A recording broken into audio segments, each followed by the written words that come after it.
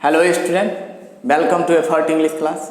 मैं राजीव कुमार आप सभी को एफर्ट इंग्लिश क्लास में स्वागत करता हूं। स्टूडेंट, आज हम लोग डिफिनिट आर्टिकल के बहुत ही महत्वपूर्ण पोजीशन पर काम करने वाले हैं, विशेष करके उन स्टूडेंट्स के लिए जो कम्पिटिटिव एग्ज़ाम में शामिल होते हैं, जैसे bank, SSC, NDA, CDS, CPU, army इत्यादि एग्ज़ाम में शामिल होते हैं। उनके लिए बहुत इंपॉर्टेंट सेशन है।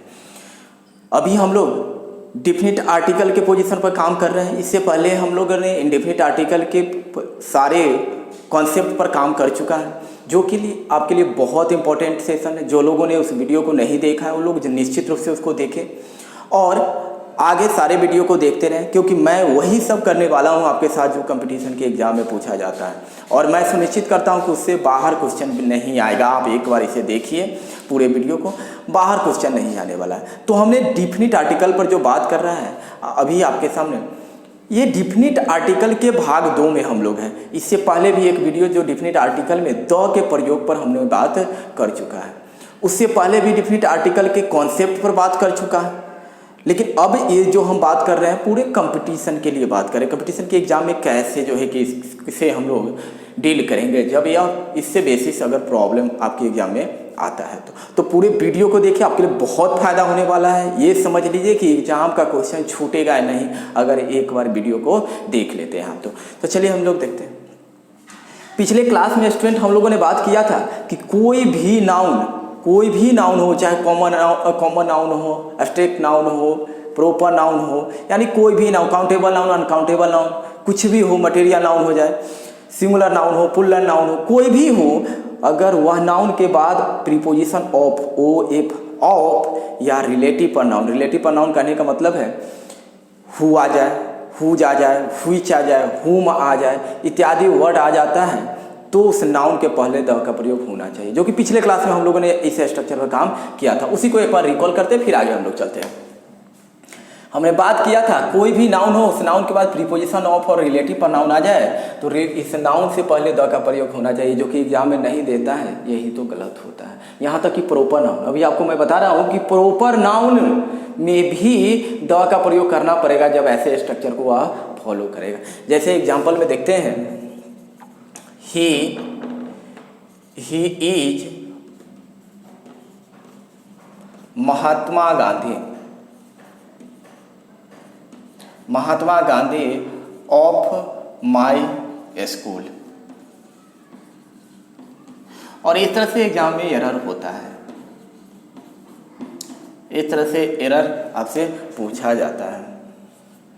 तो अब देखिए बोलता है he is Mahatma Gandhi of my school, यानी कि पता चलता क्या है कि वह महात्मा गांधी, वो महात्मा गांधी नहीं जिसे हम लोग क्या कहते हैं बापू समझते हैं, महात्मा गांधी वो वाले नहीं। यहाँ पर महात्मा गांधी कहने का क्या मतलब होता है? तात्पर्य इस बात से होता है कि यहाँ पर जो महात्मा गांधी है वह महात्मा गांधी के कुछ लक्षण से, स्वभाव से मिलता जुलता ऐसा कोई व्यक्ति आपके स्कूल में है जिसे लोग कह देते हैं महात्मा गांधी। किसी को वो बहुत तेज है पढ़ने लिखने में, वो आपको लगता हो लोगों को कुछ इसका कुछ लक्षण जो है एपीजे अब्दुल कलाम से मिलता है तो लोग किसी को एपीजे अब्दुल कलाम रख देता है। कोई बहुत मोटा तगड़ा होता है आदमी, तो अगर लोगों को लगे कि यह दारा सिंह से कुछ मिलता जुलता लक्षण है तो लोग उसको दारा सिंह कहने लगता है। तो इसका मतलब ये नहीं कि वो दारा सिंह वास्तविक में आगे है जो मर गए। यहाँ पर उसके लक्षण से मिलता जुलता व्यक्ति पर बात करते हैं, जो कि जाना पहचाना स्पेसिफिक व्यक्ति होता है। एग्जाम में जब जाते हैं तो उतने बातों को समझने का मौका नहीं होता है, उतनी बातों को आप समझेंगे तब तक पता चला 2 क्वेश्चन निकल गया आपका टाइमिंग। तो ऐसी स्थिति में आपको एग्जैक्ट मुद्दा से काम लेना है, एग्जैक्ट पॉइंट होनी चाहिए, आपका कलम वहाँ रुकना चाहिए जहाँ पर एरर है सच में। और उसके लिए आपको इस तरह से पढ़ना पड़ेगा कि आप आसानी से डील करें और डायरेक्ट पॉइंट पर जाए जहाँ से एरर है। जैसे पूछता है बार बार, अभी तक जैसे पूछ रहा है बार बार, उस ढंग से आपको क्वेश्चन को अटेम्प्ट लेना पड़ेगा, तो फिर आपके लिए बहुत आसान हो जाएगा और जिस पर हम काम प्रॉपर रूप से कर रहे हैं। तो देखिए यहाँ पर हमने बात क्या किया, ऑफ आ गया। ऑफ से पहले महात्मा गांधी आए हैं। दुनिया का कोई भी प्रॉपर नाउन, दुनिया का कितना भी अनोखा प्रॉपर नाउन व्यक्ति का नाम हो, उसके पहले द का प्रयोग नहीं करते हैं, लेकिन यानी आर्टिकल का ही प्रयोग नहीं करते हैं। लेकिन यहाँ पर क्या करेंगे, आर्टिकल का प्रयोग करेंगे, क्योंकि यहाँ ऑफ से पहले आया है तो द महात्मा गांधी की जगह पर क्या होना चाहिए था, द महात्मा गांधी होना चाहिए था।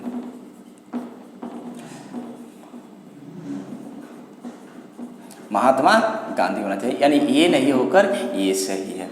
यहाँ और एग्जाम में ऐसे देता है तो हम लोग क्या करते हैं, दिमाग में जो भरा हुआ है प्रोपर नाउन के पहले द नहीं आता है, आर्टिकल आता ही नहीं है, एन भी नहीं आता, लेकिन आता है कब, जब वह रिलेटिव प्रोनाउन से पहले या ओ एफ ऑफ प्रीपोजिशन से पहले आ जाए, तो ऐसी स्थिति में हम लोग उसके पहले क्या करेंगे, द का प्रयोग करेंगे। और अगर एग्जाम में दिया है द का प्रयोग करके तो वह सही होता है। अगर वहाँ पर एरर द को पकड़ लिए, द को काटने के चक्कर में वहीं पर एरर पकड़ लिए तो आप एरर हो जाएंगे, यानी आप गलती कर गए, तो इस पर ध्यान रखना है। उसी तरह से रिलेटिव प्रोनाउन भी हमने पिछले सेशन में इस पर एक्सप्लेनेशन किए हैं, इससे भी पहले कुछ स्ट्रक्चर और बात किए, तो आपके लिए सारे सेशन बहुत इंपॉर्टेंट है। बस उन्हीं के लिए बहुत इंपॉर्टेंट है सेशन चल रहा है अभी, जो कंपटीशन के एग्जाम देते हैं बेसिक रूप से। और जो दैनिक जीवन में द का प्रयोग होना चाहिए, कहाँ द का प्रयोग होना चाहिए, नहीं होना चाहिए, इसके लिए भी हम लोगों ने डिफिनिट आर्टिकल के पहले सेशन में पढ़े हैं, यानी इसे 2 वीडियो पहले जो पढ़े हैं उसमें हम लोगों ने बात किया कि सही माने में एक ही वर्ड कभी द लेकर आता है, कभी द लेकर नहीं आता है, तो उस पर भी हम लोगों ने बात, यानी कि आपको एक कंप्लीट आर्टिकल की आवश्यक जानकारी होनी चाहिए, चाहे वह बेसिक के लिए होनी चाहिए या कंपटीशन के लिए होनी चाहिए, तो आपके लिए सारे वीडियो बहुत इंपॉर्टेंट है, इसलिए सारे वीडियो को आप देखें निश्चित रूप से। और इसके लिए आप चैनल को सब्सक्राइब करके रखें, जिससे लिंक आपको मिलता रहे, बेल बटन को दबा कर रखें, जिससे सारे नोटिफिकेशन आपको मिलता रहे और आप बेहतर से बेहतर परफॉर्म करते रहें। तो आते हैं, देखते हैं, तो इस तरह से क्या है, रिलेटिव प्रोनाउन या ऑफ से पहले कोई भी नाउन आ जाए तो उसके पहले हम लोग द का प्रयोग करेंगे, नहीं करेंगे तो गलत होगा। तो हम लोग नेक्स्ट इसके बाद स्ट्रक्चर देखते हैं, जो कि बहुत इंपॉर्टेंट वो भी आपके लिए है।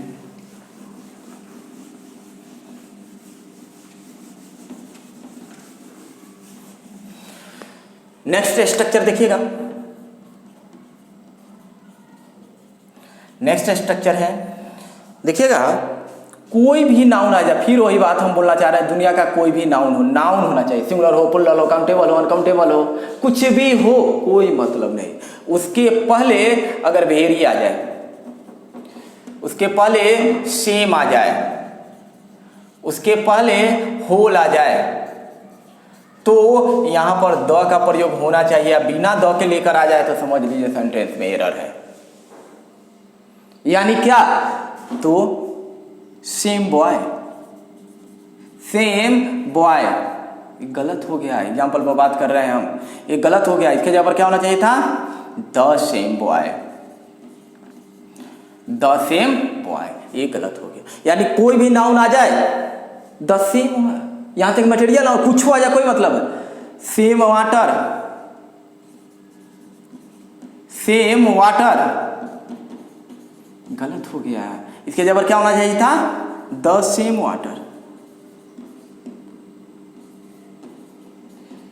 कोई भी नाउन आ जाए तो यह नाउन क्या करेगा, अपने पहले एन को न लेकर आए वाला की बात है, लेकिन द को लेकर आएगा। और एन जरूरी नहीं है, क्योंकि वेरी के पहले तो आपको याद है कि he is a very good boy, वहां पर वो बात करते हैं, वेरी गुड बॉय बात करते हैं, लेकिन जब द वाली चक्कर आ जाए तो वो सब जगह नहीं होगा। एक good boy, very good boy, boy के पहले नहीं एन का प्रयोग आता है, लेकिन वाटर के पहले तो नहीं आता है, तो वो सब जगह नहीं हो सकता है। लेकिन वेरी के नाउन के पहले वेरी आ जाए, सेम आ जाए, होल आ जाए, तो कहीं भी द का प्रयोग कर सकते हैं और वह सही होता है। अगर नहीं करते हैं तो गलत होता है। आखिर ऐसा होता क्यों है? होता इसलिए है क्योंकि इससे स्पेसिफिक का बोध हो जाता है, इससे किसी खास का बोध हो जाता है। और कैसे खास का बोध हो जाता है सो बता रहे हैं हम। एग्जाम्पल में जो एग्जाम में पूछता है उस पर बात कर रहे हैं, जैसे पूछता है। एग्जाम्पल देखिए, this is same boy, same boy who met me yesterday।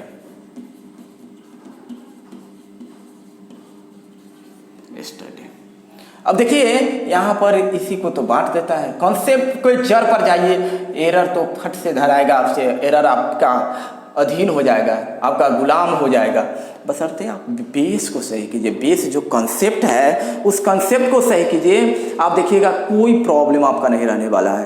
तो आप कॉन्सेप्ट पर बात कीजिए, कॉन्सेप्ट कहाँ से वो आता है। अब देखिए, this is same boy, same boy, boy का पहले क्या आ गया, सेम आ गया, who met me yesterday, an का प्रयोग कहाँ करते हैं? अनजान के पहले, अपरिचित के पहले, इंडिफिनिट हो लेकिन निश्चित के पहले क्या करेंगे? द का प्रयोग करेंगे। यहाँ पर देखिए निश्चित को दर्शाता है। कैसे निश्चित को दर्शाता है? This is the same boy who met me yesterday, यानी यह वही लड़का है जो कल मुझसे मिला था। यानी कोई नया लड़का आया है, जाना पहचाना ना आया, निश्चित लड़का ना आया कि यह वही लड़का है जो कल मुझसे मिला था।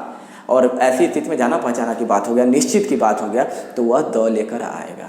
यानी यहाँ पर स्पेसिफिक नहीं रह गया, स्पेसिफिक ही रह गया, यह निश्चित ही रह गया। अगर स्पेसिफिक नहीं रहता तो क्या होता? एन लेकर आता। लेकिन यहाँ पर क्या कर रहा है? वो लड़का जो कल मुझसे मिला था आया है, यानी क्या मतलब है? या है यानी निश्चित बच्चा की बात कर रहा है, तो वह द लेकर आएगा। तो हम पाता था कि एग्जाम में जाएंगे तो इतना बात सोचने का मौका कहाँ है? उतना बात आप सोचिएगा तब तक पता चलेगा 2 क्वेश्चन बनाने का टाइम निकल गया। तो आपके लिए उसी के लिए तो स्ट्रक्चर पर काम हमने किया है कि नाउन से पहले, चाहे नाउन कोई भी, भेरी आ जाए, सेम आ जाए, होल आ जाए, तो वह द लेकर आएगा। तो यहाँ पर भी क्या होना चाहिए? बॉय से पहले सेम आया तो द सेम बॉय होना चाहिए, तो द सेम बॉय होना चाहिए था। यानी यहाँ से यहाँ तक के लिए पूरा क्या होना चाहिए? द सेम बॉय होना चाहिए था। ये सही होगा, वो सही नहीं होगा। अगर उस पर काम कर, अगर छोड़ देते हैं तो वह एरर हो जाता है। तो इस तरह से यहाँ पर इसका एरर बनता है। नेक्स्ट देखिएगा। अब तो इस तरह से हम लोग देख लिए, तो हम लोग दिमाग में रखेंगे, या फिलर में भी आ जाए, कहीं पर आपको कॉमन एरर में भी आ जाए, इम्प्रूवमेंट में भी आ जाए, तो इस तरह से हम लोग क्या करेंगे? इसमें द का प्रयोग करेंगे। और कुछ ज़्यादा तो याद रखना नहीं है आपको, स्ट्रक्चर तो याद रखना है, 2-3 स्ट्रक्चर, बस इसी पर आपका समस्या का निदान हो जाने वाला है। एक और स्ट्रक्चर पर बात करते हैं हम लोग। देखिए नेक्स्ट स्ट्रक्चर बात, देखिए कोई भी प्रॉपर नाउन, प्रॉपर नाउन का मतलब क्या आता है? किसी व्यक्ति के या वस्तु के नाम को बोलते हैं प्रॉपर नाउन। खास व्यक्ति वस्तु के नाम को ही प्रॉपर नाउन बोलते हैं। और इसके बाद कोई अदर नाउन आ जाए, अदर नाउन आ जाए, तो याद रखिएगा ऐसी स्थिति में द लेकर प्रॉपर नाउन आता है। ऐसे प्रॉपर नाउन के पहले तो द होता ही नहीं। आपको बताएं कि ऑफ या रिलेटिव नाउन के पहले जब प्रॉपर नाउन आ जाए व्यक्ति के नाम, तो ये उसके पहले द होता है। और इस कंडीशन में भी इसके पहले भी द का प्रयोग होता है। नहीं करेंगे तो गलत हो जाएगा। कैसे? जैसे देखिएगा एग्जाम्पल में, जैसे देखिएगा, जैसे कि बोलते थे मोदी मिनिस्ट्री, मोदी मिनिस्ट्री, ये सेंटेंस एरर हो गया। देखिए प्रॉपर नाउन आया ना, मोदी नाम है, प्रॉपर नाउन आया ना, मिनिस्ट्री कोई और नाम है, अदर नाम है, यानी नाउन है ना। तो ऐसी स्थिति में क्या हो गया? गलत हो गया। आपको इसके जगह पर क्या लिखना चाहिए था? The Modi ministry.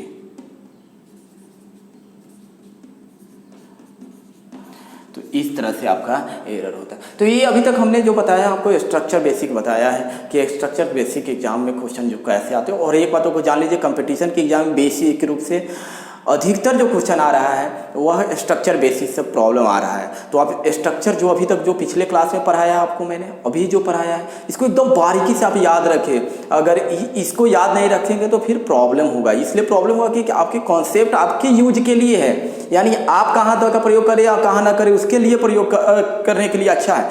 लेकिन कंपटीशन के एग्जाम बेहतर परफॉर्म करने के लिए आपको इस स्ट्रक्चर बेसिक कॉन्सेप्ट को दिमाग में रखना पड़ेगा, जिससे कि डायरेक्ट आप एग्जाम के क्वेश्चन को अटेम्प्ट ले ले और आसानी से डील कर ले, अच्छे से अच्छे परफॉर्म कर ले। तो मैं इस तरह से आगे भी अन्य अच्छे से अच्छे सेशन आपके लिए आर्टिकल का भी लाने वाला हूं, जो आपके लिए बहुत इंपॉर्टेंट है, बहुत इंपॉर्टेंट है। इसलिए आप बेल आइकन को दबा कर रखें, चैनल को सब्सक्राइब करें और अच्छा लगे तो वीडियो को शेयर भी कर दें, जिससे मेरा कॉन्फिडेंस बढ़े, कमेंट करें जिससे मेरा कॉन्फिडेंस बढ़े और आपके लिए मैं अच्छा से अच्छा वीडियो लाता रहूं और आप अच्छे से अच्छे परफॉर्म करते रहें। Okay, thank you, all the best.